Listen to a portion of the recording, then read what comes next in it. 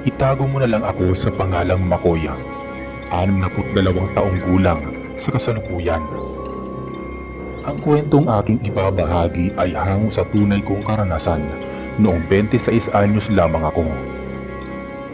2 taon na ang aming relasyon noon ng kasintahan kong si Nena.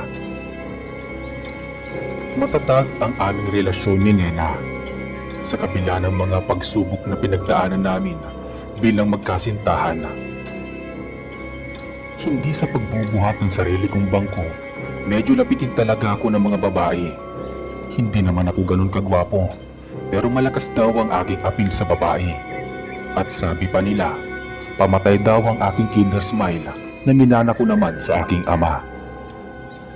Madami na rin akong naging girlfriend nang makilala ko si Nena. Isa siyang sales lady sa isang sikat na mall sa Maynila. Maganda si Nena, may balingkinitang katawan at makinis na balat. Bukod pa doon, palangiti siya at lalong nagpalakas ng dating niya ang magkabilaang dimple niya sa pisngi. Isa akong ahente ng mga sigarilyo na naglilibot at nag-aalok sa mga malalaking tindahan. Nang minsan na nakasalubong ko si Nena, papasok siya ng trabaho noon. Pamilyar sa akin ang suot niyang uniform. Alam ko kaagad kung saang mall siya nagtatrabaho. Nagkasalubong din ang aming paningin ng mga sandaling yun. Ngunit sa halip na mairita siya sa paraan ng pagtitig ko sa kanya, ay iba ang nangyari. Kasi naman napakaganda niya sa paningin ko ng mga sandaling yun, nang bigla siyang napahalakhak, bagay na ipinagtaka ko. Huli na nang malaman ko, kaya pala siya tumatawa dahil nakaapak na pala ako ng dumi ng aso. Narinig ko din ang impit na hagik-gikan ng mga dumadaang estudyante noon. Nainis ako sa aking sarili pero napangiti na rin. Mukhang tinamaan na naman yata ako ng pana ni Cupido. Nang matapos ang pag-ikot ko sa lugar na yon, ay bumalik na ako sa sasakyan. Naabutan ko ang aking kaibigang driver na si Mark na abala sa pagbabasa ng dyaryo. Tinanong ko siya kung ang rota ba namin ay malapit sa mall na binanggit ko. Malapit lang naman kasi yun, ilang minuto lang ang biyahe papunta roon. Napakunot noo siya. Sa huli ay napapayag ko siyang doon dumaan. Gusto ko lang malaman kung doon nga nagtatrabaho ang magandang babae na nakasalubong ko. Nakumpirma ko na doon nga nagtatrabaho ang babae. Palihim ko siyang pinangmasdan mula sa malayo. Nilapitan ko ang isang kasamahan niya at tinanong ang kanyang pangalan. Nena. Nena pala ang pangalan niya na kasing ganda niya. Bumalik na ako sa sasakyan nang may ngiti sa labi. Kinabukasan ay inabangan ko na si Nena nang uwian niya. Doon na rin nagumpisa ang panliligaw ko sa kanya. Makalipas ang 3 buwan kong pagtsatsaga, ay nakamit ko din ang matamis niyang oo. Doon ko nalaman na taga-probinsya pala siya ng Capiz, samantalang ako ay taga-Batangas naman. Napapangiti ko siya palagi kapag nagsasalita na ako ng may punto. Mabait, maalaga at palabiro si Nena. Mga bagay na lalo nga nagustuhan ko sa kanya. Tulad ng mga pangkaraniwang magkasintahan, maraming beses na rin kami nagkaroon ng hindi pagkakaunawaan. Ngunit sa huli ay naaayos naman namin. Hanggang isang gabi, niyaya niya ako sa apartment na tinutuluyan niya. Day off niya noon. Ipagluluto daw niya ako ng masarap na kare-kare na alam niyang paborito ko. May pasok pa ako sa trabaho ng araw na yun, kaya sabi ko na makakapunta ako sa hapunan na. Agad naman siyang pumayag. Kinagabihan, sinigurado kong malinis at halos ipanligo ko na ang pabango ko. Alam ko kasi nga ang kahinaan ni Nena. Gustong gusto niya kapag naaamoy na napakabago ko. Excited na akong kumatok sa pintuan ng apartment niya. Nagtataka lang ako bakit madilim sa loob, samantalang nakabukas naman ang bintana sa sala niya. Nakakailang katok na ako nang biglang may bumulaga sa aking likuran. Nagulat ako at muntik ko pa siyang masuntok. Biglang nagbago ang aura ko nang makilala ko si Nena. Nakangiti siya pero parang may kulang. Kinabahan tuloy ako. Kabisado ko na kasi kapag nagkakaganon siya. Kung hindi siya may galit sa akin, sigurado may problema. Niyaya niya agad akong kumain. Nakahain na talaga ang pagkain sa mesa. Tinanggal ko na ang mga takip. Ginutom ako nang nalanghap ko ang amoy ng bagoong. Sinatabi ko na muna ang problemang sasabihin ni Nena. Ganado akong kumain samantalang siya tamimil lang. Sinusubuan ko siya pero umiiling siya. Parang naduduwal pa ata. Lalo akong kinabahan sa kinikilos niya. Buntis daw si Nena. 2 buwan na daw siyang delayed. Magkahalong saya at pagkaalinlangan ang naramdaman ko ng mga sandaling yun. Tuwa dahil magiging ama na ako. Pag-aalinlangan dahil alam kong malaking responsibilidad ang naghihintay sa akin. Mahal na mahal ko si Nena, kaya sabi ko sa kanya, blessing sa amin yun. Nag-alala lang siya na kapag malaki na ang kanyang tiyan, siguradong tatanggalin siya sa trabaho. May kaunti naman kaming naipon, kaya sabi ko na huwag niyang gagalawin yun para sa panganganak niya at gamitin na magiging anak namin.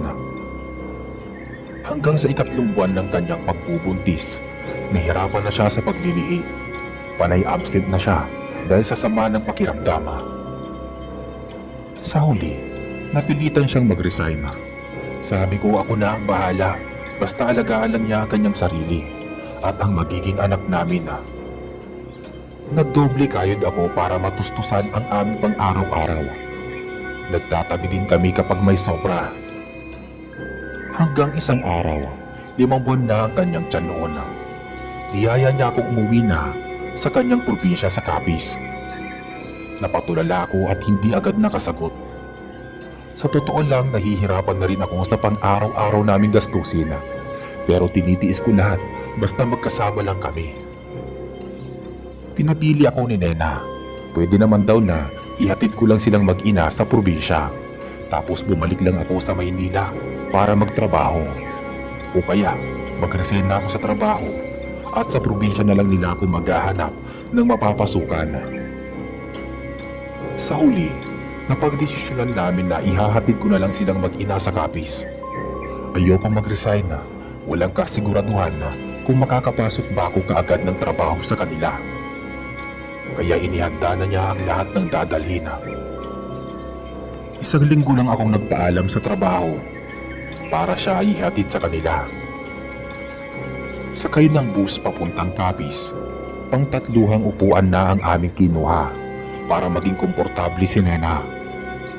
Malaki na rin kasi ang tiyan niya. Habang nasa biyahe, napansin ko na magkahalong saya at lungkot ang nababasa ko sa mga mata niya.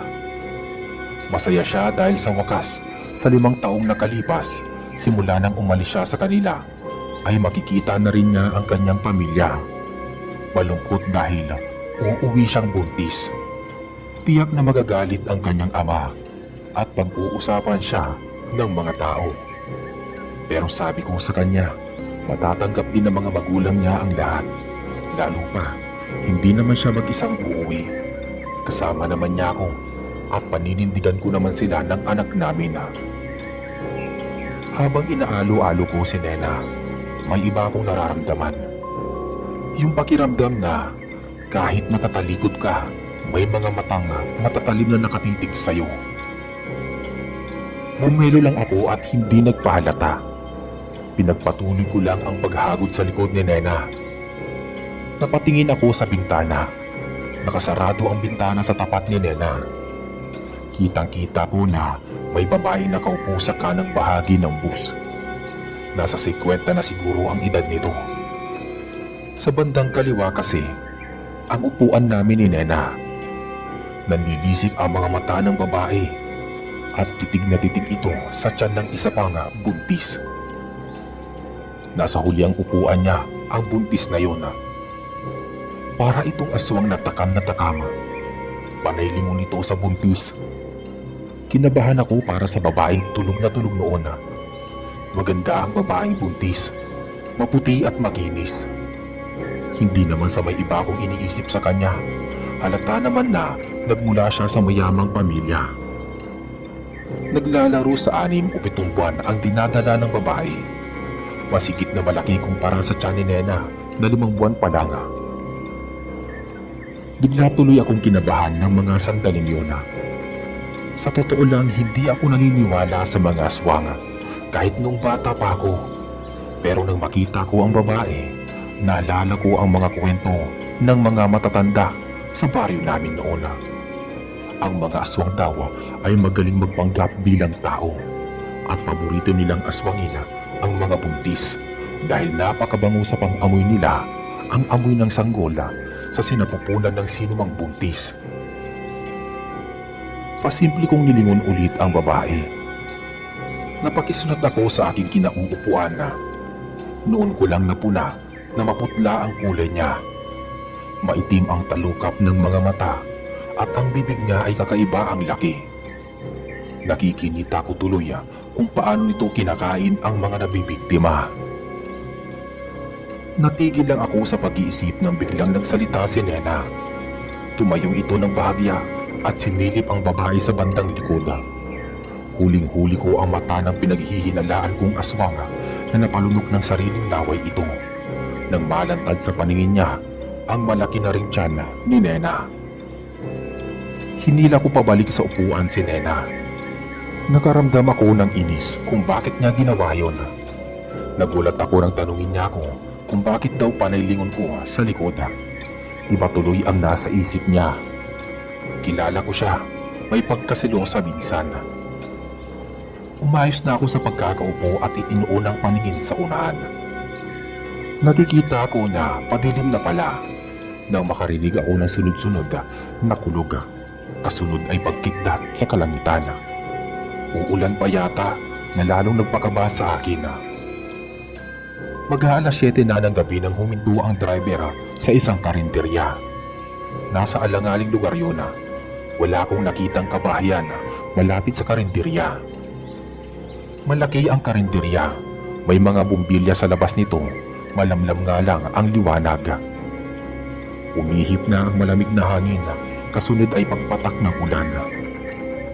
Nagmamadali na kaming naglakad papunta sa loob ng karinderya.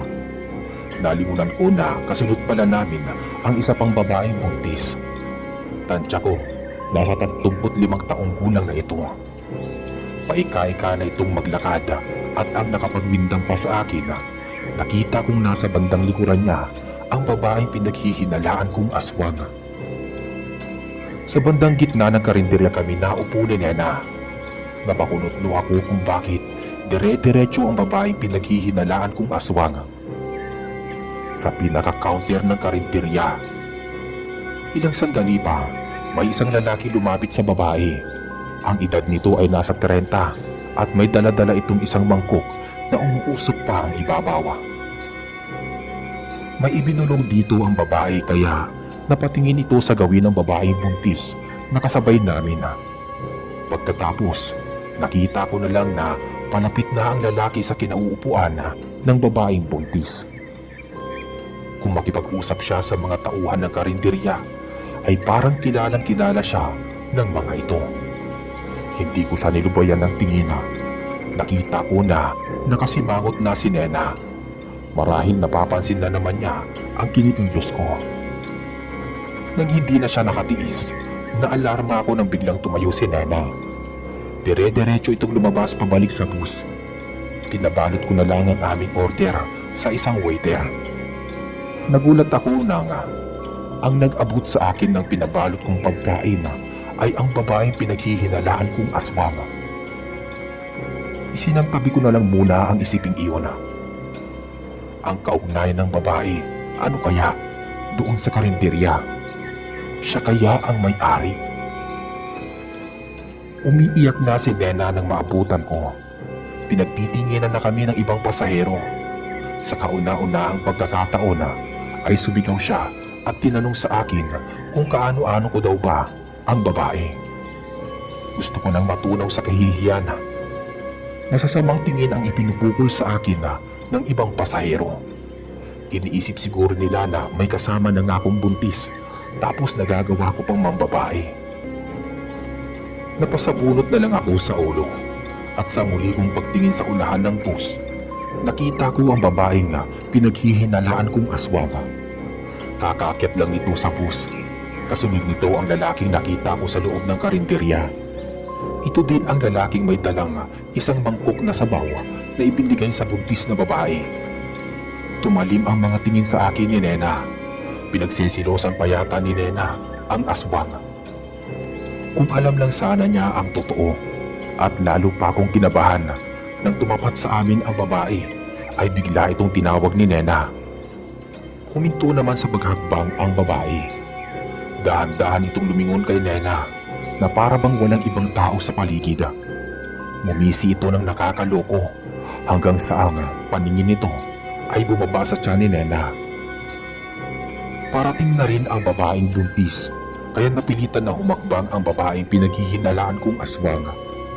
Namumutla na si Nena nang malingunan ko. Naramdaman na rin siguro niya na hindi siya dapat magselos sa babaeng yun. Bagkus ay mas dapat siyang matakot. Nagulat kami nang may nag-abot sa amin ng isang malaking mansanas. Kainin daw ni Nena yun pampatanggal ng kaba. Nang tumingala kami, nakita ko ang nakakalokong ngisi ng babae na pinaghihinalaan kong aswang. Ilang sandali pa ang lumipas. Umakyat na rin ang konduktor sa bus. May bitbit itong isang supot na may lamang nilagang mani. Iniabot ito sa babae at tinawag pa itong madama. Kung pwede lang sana na bumaba lang kami at mag-abang ng ibang bus na masasakyan, ay ginawa ko na. Nagtataka lang din ako kung bakit mag-isang bumiyahe ang babaeng buntis na nasa kabilang upuan namin. Ayoko nang lumingon pa. Baka ano pang makita ko, pero hindi ako mapakali. Nararamdaman ko nga, kinalapit ako ni Nena at bumulong na natatakot daw siya sa babae nga pinaghihinalaan kong aswang.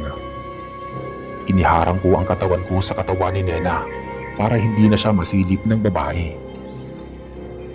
Mag-aalas 10 na ng gabi, napakatahimik sa loob ng bus. Nakita kong karamihan sa mga pasahero ay tulog na, habang ang iba naman ay may mga ginangata pa, pangtanggal ng antok. Nag-iinat-inat ako ng kamay. Masyado nang nangalay ang kanang kamay ko nang biglang may pumara sa kalagitnaan ng isang madilim na lugar. Bumaba ang lalaking kasamahan ng babae na pinaghihinalaan kong aswang. Nakakapagtaka lang dahil wala akong nakitang kabahayan sa paligid. Napatingin ako sa gawin ng babaeng buntis. Nagulat na lang ako dahil nakangiwi ito. Parang namimilipit na ito sa sobrang sakit. Sa muli kong paglingon kay Nena, nagulat ako dahil nakatingin pala ito sa akin. Nagpatay mali siya na lang ako. Baka pagsilosan na naman niya ang buntis na babae. Mag-aalas 11 na ng gabi nang makaramdam ako ng pagbigat ng aking puso na. Tumingin ako sa labas ng bintana. Napakadilim pa pala ng lugar na binabagtas namin. Pinilit kong tiisin ang nararamdaman ko, ngunit parang sasabog na talaga ang pantog ko. Di sinasadyang napalingon ako sa gabi ng buntis na babae nang biglang nanlaki ang mga mata ko. Tulog na tulog ang babae, ngunit parang may mali dito. Tingin ko ay may sumasakal sa kanya. Medyo madilim sa loob ng bus. Di ko masyadong makita ang pwesto niya. Naglakas loob akong tignan ang babaeng pinaghihinalaan kong aswang. Nakaupo siya sa unahan ng buntis. Ganon na lang ang pagkasindak ko nang makita kong nakatakip ang mahaba niyang buhok. Sa mukha nito na animoy natutulog lang habang nakatagilid. Ngunit nang pakatitigan ko itong mabuti, napagtanto ko na nakapaharap pala ito sa babaeng buntis. Hindi ako maaaring magkamali. May ginagawa itong hindi maganda sa buntis. Nilibot ko ang paningin ko sa paligid. tulog na ang mga pasahero sa loob ng bus, kabilang na si Nena. Hindi na ako nakatiis. Hinagilap ko sa bag na nasa paanan ko ang dala kong flashlight. Maingat kong binuksan at isinara ang bag. At nang makabuelo na ako, bigla kong tinutok ang ulo ng flashlight sa babaeng pinaghihinalaan kong aswang. Mabilis kong binuksan ang flashlight. Nawindang ako sa aking nakita. May malagkit na tumutulo sa sahig ng bus. Nakita ko ang napakahabang dila ng aswang na nakapulupot sa tiyan ng buntis. Dahil sa pagkasindak ko, napasigaw ako ng bahagya. Mabilis na kumawala ang dila sa katawan ng buntis at bumalik sa dati. Nakasalubong ang mga mata namin ng aswang na noon ay nanlilisik ang mga titig. Kumpirmado na ang babaeng pinaghihinalaan ko ay isa pala talagang aswang. Napamura ako dahil sa galit. Paano nito nagagawang mabiktima sa isang babaeng walang kalaban-laban? Maya-maya pa, bumukas bigla ang ilaw sa loob ng bus. Nakita ko ang konduktor na inililibot ang mga mata sa loob ng bus. Marahil na ulinagan nito ang pagsigaw ko. Nagtatinginan kami ng konduktora. Kakausapin ko sana siya nang bigla namang nagmulat ng mga mata si Nena. Iniwas ko ang mga mata ko kay Nena. Kilala niya ako. Alam ko na malalaman agad niya na may hindi magandang nangyayari kapag nagkatitigan kami. Nakarinig ako ng malakas na pagpungula. Maging ang konduktora ay naalarma. Nalingunan ko ang babaeng buntis na parang hirap na gumalaw. Napatiimbagang ako nang lumingon ako sa aswang. Tahimik lang ito nakaupo, nakikiramdam. Nilapitan ng konduktor ang buntis at tinanong kung may problema ba. Sumagot ang buntis na sumasakit daw ang kanyang tiyan. Napahawak ito sa kanyang sinapupunan nang bigla itong magsisigaw. Kita-kita ko na may pumapatak na dugo sa ilalim ng kanyang upuan. Hindi na mapakali ang aswang. Panay lingon ito sa buntis at sa akin. Naaalarma ang ibang pasahero. Maging si Nena ay nakikita kong naaawa na rin sa babae. Kinalapit ako ni Nena. Naglimunin ko siya. Nahuli ko ang mga mata niya na nakatingin sa aswang. Nilingon ko ang aswang. Nakangisi itong tumingin ng matalim sa akin. Hindi ko na napigil pa ang galit na kanina ko pa tinitimpi. Sumigaw na ng malakas na mag-ingat ang lahat dahil may nakasakay na aswang sa loob ng bus. Hindi magawang lumingon sa akin ng aswang pero nakita ko na kumuyong ang mga kamay niya. Tanda na galit ito. Nagbulungan ang mga pasahero. Kanya-kanya ng tingin sa mga katabi nito. Tila sinusuri kung ang tinutukoy ko bang aswang ay katabi na pala nila. Patuloy sa paghiyaw ang buntis. Nagpaalam na ako kay Nena na tutulungan ko ang buntis. Pumayag naman si Nena at pinag-iingat ako. Nagmamakaawa na ang buntis na itakbo na siya sa ospital, subalit nasa liblib pa kaming lugar. Wala pa rin akong nakikitang kabahayan sa aming dinadaanan. Mula sa unahan ay may isang matandang lalaki na tumayo. Dahan-dahan itong naglakad at lumapit sa buntis. Sa harapan namin na iba pang pasahero, nagpaalam ang matanda na susuriin niya ang tiyan ng buntis. Tumango naman ang babae na hirap na. Dahan-dahang ipinatong ng matandang lalaki ang kanang palad niya sa tapat ng pusod ng babae. Makalipas ang ilang sandali, narinig kong namura din ang matanda. Hindi pa daw manganganak ang buntis. Inaswang daw ito. Nagpalinga-linga ang matandang lalaki. Hindi ako kumikibo hanggang sa huminto ang paningin niya sa akin. Siguro, natandaan niya na ako ang nagsabi na may aswang. Nakita ng matanda na buntis din ang katabi ko. Tumayo ito at naupo sa unahan namin. Tahimik nitong tinignan ang bawat pasahero hanggang sa huminto ang mga mata nito sa babaeng aswang na hindi mapakali sa kinauupuan nito. Nagulat ako nang magsalita ang matandang lalaki. Ganoon din ang pasahero sa amin na nakatingin. Hanggat maaari daw ay dapat nang bumaba ang aswang sa loob ng bus. Di nakaligtas sa paningin ko ang paglikot ng mga mata ng driver.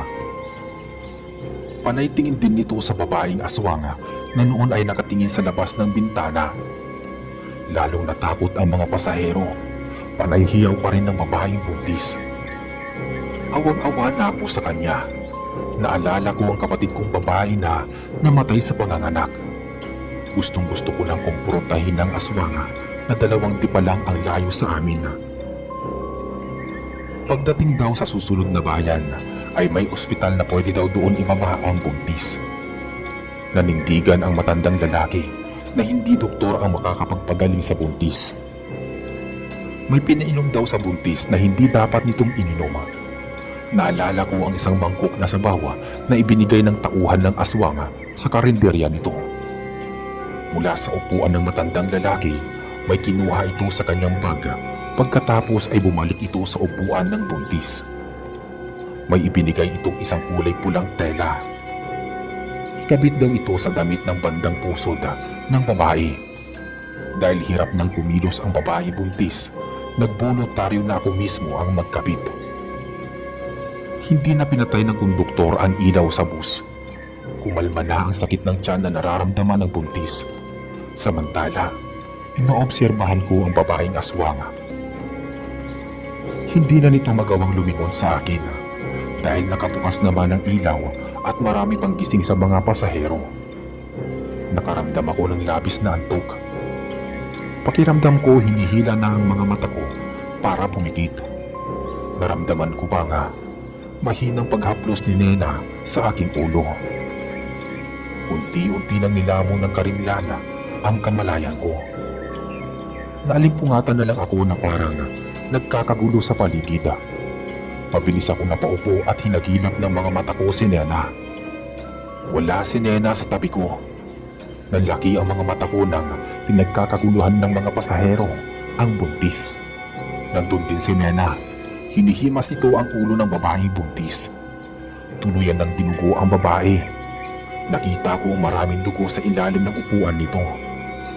Nakala ko na simpleng pagdurugo lang ang nangyari. Subalit na alarma ako nang makita kong umiiyak na si Nena. Nawawala na rin sa kinauupuan nito ang babaeng aswang. Dahan-dahan akong tumayo para lapitan si Nena. Nakita ko rin ang matandang lalaki na nakaupo sa sahig ng bus. Hawak-hawak nito ang ibang parte ng bituka ng babae. Hindi ako makapaniwala sa aking nakita. Di ko mapigilang umiyak habang nasusuka. At nang tuluyan na akong makalapit sa upuan, napaiyak na ako na makita na wala nang buhay ang babae. Wakwak ang bituka nito. Nangihina ang mga tuhod na napaupo ako sa bakanting upuan. Pinagsisisihan ko na hindi ko pa binulgar kung sino talaga ang aswang. Di sana hindi na umabot pa sa pagkamatay ng babae. Hindi sana naitabuin na palabas ang aswang. Napatingin sa akin ang matandang lalaki. Naramdaman ko na lang ang pagtapik niya sa aking balikat.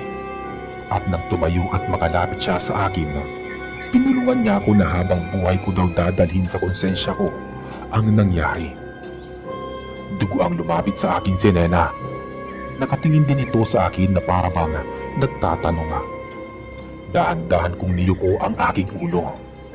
Hindi ko kayang tignan pa ang wakwak na tiyan ng babae. Naisip ko na kung paanong kinain ng walang pusong aswang ang sanggol sa sinapupunan nito. Nang makaupo na sa tabi ko si Nena, mahina ngunit may panunumbat na tinanong niya ako kung ano ba daw talaga ang nalalaman ko sa aswang. Hikbi lang ang nagawa ko. Hindi ko kayang salubungin ang mga mata niya hanggang bigla nang huminto ang bus at napatingin ako sa labas ng bintana. Marami ng kabahayan. May hinala ko na nasa bayan na kami kung saan sana ibababa ang buntis. Nakasama ang palad ay patay na. Dinala pa rin sa ospital ang babae. Hindi ko na alam kung ano ang nangyari. Ang konduktor ng bus ang nakapag-usap sa doktora. Pagkatapos ay pinaandar na ulit ng driver ang bus. Alam ni Nena na may alam ako. Hindi niya na ako ulit pa nakinulit. Pero alam ko, pagdating namin sa bahay nila, siguradong hindi siya titigil hanggat hindi ako napapaamin. Mapahulugan ang mga tingin na ipinupukol sa akin ng driver ng bus.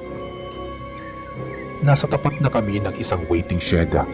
May nakasulat na, "Welcome, Barangay San Vicente." Sa sarili ko, alam kong may kinalaman o kasabwat ang driver sa aswang.